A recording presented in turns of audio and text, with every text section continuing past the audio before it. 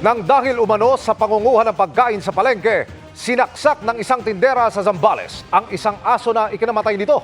Nakaharap din sa asunto ang isang lalaki sa Masbate na pinagpapalo naman sa ulo ang asong nakatali. Ang mga kaso ng animal cruelty, tinutukan ni Oscar Oida.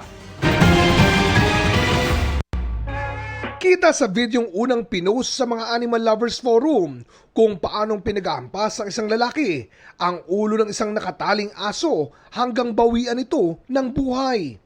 Ikinabahala ng grupong Animal Welfare Investigation Project ang sinapit ng aso sa videong ibinigay nila sa GMA Integrated News. I think it was more for content, and they were trying to mislead kasi yung mga nakapanood. Dahil yung nag-post ng video, yung address niya kunyari is from Tagum, Davao del Norte. Kalaunan, nalaman nilang sa Mandaon Masbate pala ito nangyari, kaya nakipag-ugnayan sila sa nakakasakop na barangay roon. Kinilala ng barangay ang naturang suspect. Nakausap namin siya sa pamamagitan ng telepono, pero dahil hirap umunong magtagalog, tinulungan na siya ng barangay. Kasi sir, yung aso daw, nangangagat, na umahabol ng mga taong dumadaan. Nung nakaraang taon pa yan, nagsisisi nga siya sa ginawa niya. Kasi hindi naman si sister nakapag-aral ng kaya hindi niya naintindihan yung mata sir sa mga hayop. Kaya sabi niya sir, humingi daw siya ng patawad at hindi niya na daw ulitin. Kaugnay ng hinalang for the content ito, giit ni alias Tantan, di niya alam na may nag-video at di niya alam kung sino ang may kuha nito. Duda ang Animal Welfare Investigation Project na nakausap din si alias Tantan. He was denying at first na hindi niya alam na binibidyohan siya. Pero sabi ko, nagsisinungaling ka kasi nung pangalawang hataw mo ng aso tumingin ka dun sa nagbibideo, parang sinasabi mo na okay na ba? Parang ganun lang sabi ko sa kanya So, hindi ka makaka-escape kasi kitang-kita yung mukha niya doon. Sinampahan nila ng reklamong paglabag sa Animal Welfare Act si alias Tantan na may katumbas na 6 na buwan hanggang 2 taong pagkakabilanggo at multang maaring umabot ng hanggang 100,000 piso. Hinahanap na rin ang kumuha at nag-upload ng nasabing video. Sa Subic naman, na-videohan pa habang duguang naglalakad ang isang aso pero binawian din ang buhay kinalaunan. Ayon sa mga investigador, sa isang CCTV nila nakilala ang tinderang sumaksak sa asong kinilalang si Tiger. She was also very emotional naman. And it is because nga nagnakaw po ng pagkain yung aso. And just that, siguro out of, I don't know, but it doesn't really justify what she did to the dog.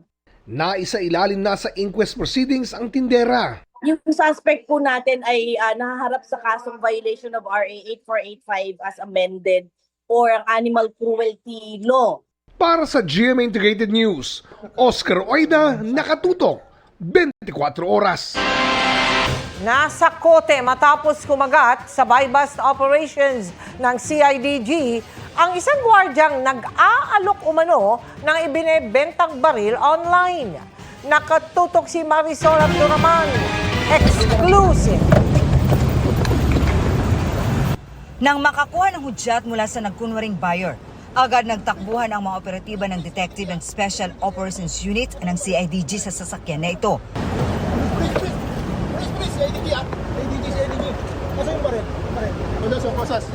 Arestadong isang security guard na ayon sa CIDG ay sangkot sa pag-aalok ng ibinebentang baril online. 12,000 pesos ang unang benta sa baril hanggang bumaba sa 8,000 pesos. Tinatransaksyon namin and ito naman, kumagat naman. Nagbenta naman sa amin, nagkatawaran. Ang mismong abutan nangyari sa loob ng sasakyan na nakaparada lang sa gilid ng kalsada sa Pasig City. Kasunod ng buy-bust ay nakuha sa kanya ang 9mm na baril, magazine at mga bala. Dahil nga nasa social media lang binibenta, kung sino-sino lang ang interesado. So there's also a possibility na itong mga baril na to gagamitin lang talaga sa krimen. Ipasusuri ang baril sa PNP Forensic Laboratory base sa serial number nito. We want to verify kung itong baril ba na to ay nagamit sa ibang mga krimen previously. There's also a possibility na ninakaw itong baril na to. Depensa ng suspect. Hindi po sa akin yun. Nagpatid lang po sa akin, hindi po ko alam. Hindi ko po alam yun. Para sa GMA Integrated News, Marisol Abduraman, nakatuto 24 oras. Bahay na naging bato pa. Ganyan ang hinaing ng dumulog sa aming tanggapan matapos bawiin ng lokal na pamahalaan ang iginawad sa kanyang pabahay. Tinulungan siya ng inyong Kapuso Action Man team para maliwanagan.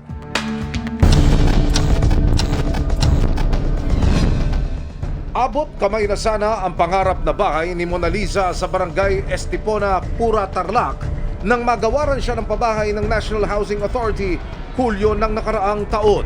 Pero ang bahay naging bato pa nang biglang bawiin umano ito sa kanya ng NHA at ng lokal na pamahalaan. Nakagastos na raw siya sa pagpapagawa rito. 18,000 po nagastos ko, ma'am, kasi nung inaward po yung bahay na yan, sira-sira, ma'am. Bali ako na po nagpaayos. Isang iglap lang, pinakancel nila kaagad. Nakasaad sa Certificate of Award na si Mona Lisa ang pangunahing benepisyaryo ng pabahay.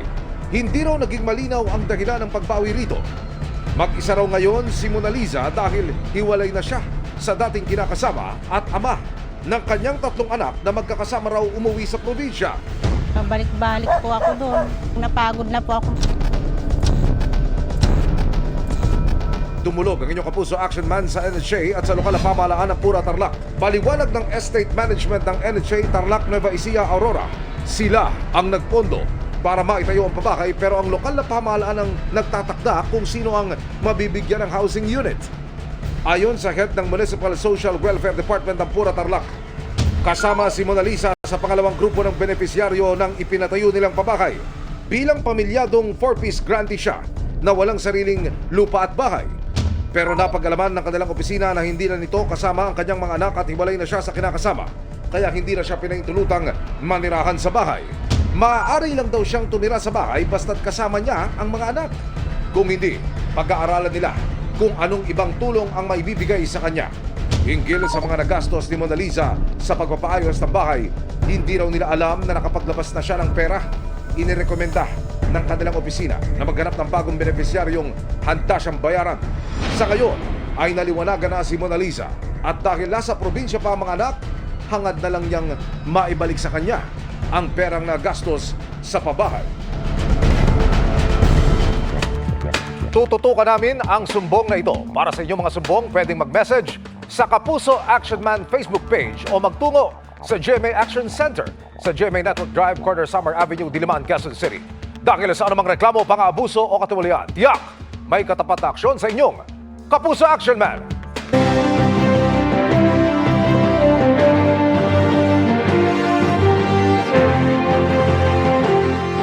Isang tulog na lang at simula na rin ang kampanya ng mga lokal na kandidato kaya lalong maghihigpit ang COMELEC.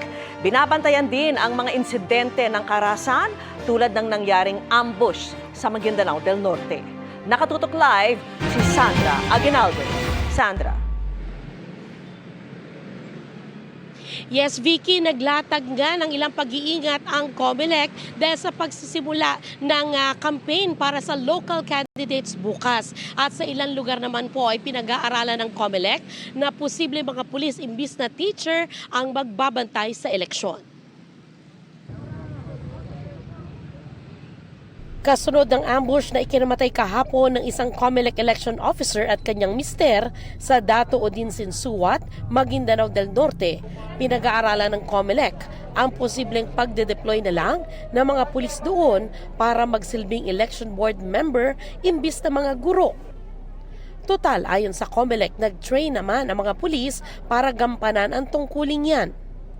Pinag-aaralan din ng komisyon na isailalim sa COMELEC control ang Dato Odinsin Suwat, pati buong Maguindanao del Sur at Norte dahil sa ilan pang insidente ng karahasan sa mga probinsya. May iaalok din sila sa mga tauhan ng COMELEC sa lugar. Nagdesisyon ang aming Committee on Security Concerns na at nag-consult sa atin, sabi natin, yes, dapat i-offer na natin ang tigda-dalawa na security escort man lang sa mga tauhan natin, lalong-lalo na dyan sa area ng Maguindanao at in certain areas in Mindanao or even in other areas in the country. Ayon pa sa COMELEC, kadalasang mas umiinit ang tagpo sa kampanya kapag pumasok na ang local campaign period na ngayong taon ay magsisimula bukas. Kasama ang mga senador na nauna na ang campaign period, aabot sa mahigit 18,000 posisyon ang paglalabanan sa eleksyon 2025. Bukod sa mga motorcade at pagbabahay-bahay ng mga kandidato, inaasahan ng COMELEC na lalong mamumutik-tik ng campaign materials ang kapaligiran. Ang good news, kandidato na ang turing sa kanila simula bukas, kaya pwede nang papanagutin sa campaign laws. Kaya naman, sa mga kumakandidato, tandaan lang, lagi po tayong tatalima sa pinag-uutos ng COMELEC. Huwag pong pasaway. Kabilang sa dapat masunod, ang tamang lugar na pagkakabitan at sukat ng campaign materials. Kaya bukas ay may Oplan Baklas ang COMELEC. Ang mga lalabag pwedeng ma-disqualify. Bawal din mamigay ang mga kandidato ng pagkain, mamahaling gamit at ayuda. Kahit nga di kandidato, bawal mamigay ng ayuda maliban kung may exemption ng COMELEC na bawal namang samahan ng mga kandidato. Vicky, dito sa aking kinatatayuan sa Barangay Sangandaan dito sa Quezon City ay patuloy pa rin po ang ginagawang checkpoint at kaugnay pa rin po yan sa papalapit na eleksyon. Samantala, kaugnay naman po sa naganap na ambush kahapon ng isang election officer sa Maguindanao ay nilinaw po ng COMELEC na hindi ito nag-request ng security gaya ng naunang napaulat. Pero ayon sa COMELEC, patuloy daw po na iniimbestigahan ang motibo sa krimen. Vicky? Maraming salamat sa iyo, Sandra Aguinaldo. Arestado sa Mindanao ang 5 Chinese na nagkukunwari umunong Pinoy para mas madaling makapagtrabaho sa bansa. Ang ilan, nakuha ang panang Philippine birth certificate. Nakatutok si Salima Refran. Sa bisa ng mga mission order ng Bureau of Immigration, inaresto ang 5 Chinese na nagkukunwaring Pilipino sa Mindanao. 4 sa kanila ay hinuli sa Mlang, North Cotabato dahil iligal na nga nagtatrabaho sa isang chemical plant, nakuhanan pa ng mga Philippine birth certificates at iba pang dokumento. Ang isa naman, hinuli sa hiwalay na operasyon dahil nagpapatakbo ng hardware store sa Digos City, Davao del Sur habang gumagamit ng isang Pilipinong pangalan. Nagkukunwari sila bilang isang Pilipino para mas mapadali po yung kanilang pagtatrabaho at hindi na sila mahingan ng mga ibang mga dokumento. Nababahala ang Immigration Bureau sa pagdami ng mga dayuhang nagkukunwaring Pilipino at may hawak pang mga dokumento. Dapat talagang magkaroon ng masyadong paghihigpit sa pagpapalabas at pagbibigay ng mga dokumentong ito dahil ito po ay threat sa ating national security. At the same time din po, ang ating mga kababayan po parang inaagawan din po ng oportunidad, makapagtrabaho, makapagnegosyo. Dahil alam po natin itong nagpapanggap ng mga Pilipino ay hindi naman talaga totoong Pilipino. Nahaharap ang 5 Chinese sa mga paglabag sa Philippine Immigration Act at deportation charges sa BI. Para sa GMA Integrated News, Salima Refran, nakatutok 24 oras. Bigo sa tangkang pagtakas ang dating opisyal ng isang barangay sa Quezon na nagtago umano matapos ang pag-abuso sa isang menor de edad noong 2023. Sa gitna kasi ng habulan, inabutan siya sa toll gate. At nakatutok si John Consulta, exclusive. Dikit mo lang. Nagtangka pang magbatigas. Alam mo, di ba? Alam mo to. Para sa pares, baba. Pero wala na ring nagawa ang dating opisyal ng barangay sa probinsya ng Quezon na inaresto dahil sa 2 counts ng statutory rape. Inabuso umano ng suspect ang 15 anyo sa biktima pagkatapos ng isang Christmas party noong 2023. Nagpahatid siya dito sa ating barangay captain dahil kaibigan ng kanyang magulang. Pero ang ginawa nitong ating barangay official ay dinala sa kanilang bahay at doon na pinagsamantalahan. At naulit pa ito. Kinakayanan nitong ating biktima yung nangyari na depress siya, kaya nadala siya sa ospital. At nung na-interview ng kanyang magulang, doon na niya binanggit yung panghahalay sa kanya nitong suspect natin. Palipat-lipat din daw ng pinagkataguan ng suspect para makaiwas sa huli. Nung nagkaroon tayo ng information dito sa wanted person na ito ay hinabol natin at inaresto natin dyan sa may toll gate ng Tabang At para mabigyan natin ng hustisya yung ating biktima rito. Sinusubukan pang makuha ang panig ng suspect na hawak na ng Quezon PPO. Para sa GMA Integrated News, John Consulta, nakatutok 24 oras. Rodrigo Roa Duterte.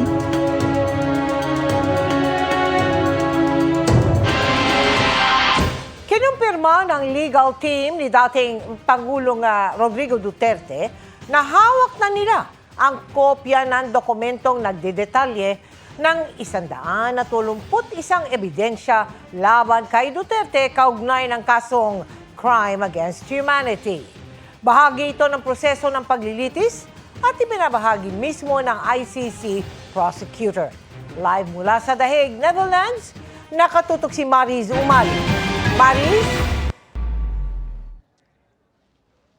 Mel, bagamat sa Abril pa ang deadline ng disclosure of evidence, ay naisumitin na raw ng prosekusyon ang unang bahagi ng kanilang mga ebidensya sa International Criminal Court na copy furnished ang depensa. Hi, sir. Same people.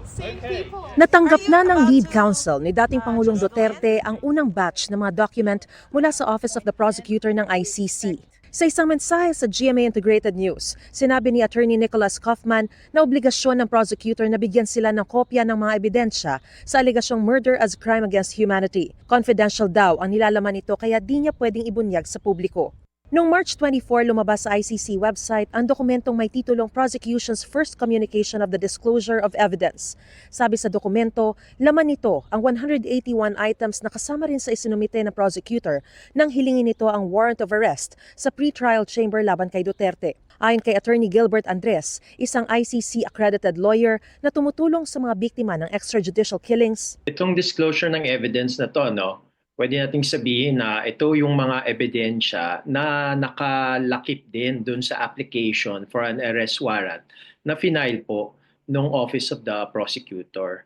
Kaya dun po yun natin malalaman kung i-relate po natin sa application. Pero as to yung mga specifics po, hindi po natin yan alam for now.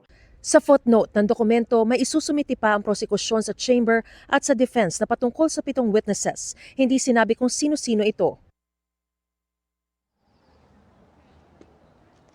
Mel, kahapon ay bumisita na rito sa Scriveningen Prison ang common law partner ni dating Pangulong Rodrigo Duterte na si Hanilat at kanilang anak na si Veronica. Pero hindi pa sila nakapasok sa loob ng detention facility. Ngayong araw ay inaabangan muli ang kanilang pagbisita rito. Mel?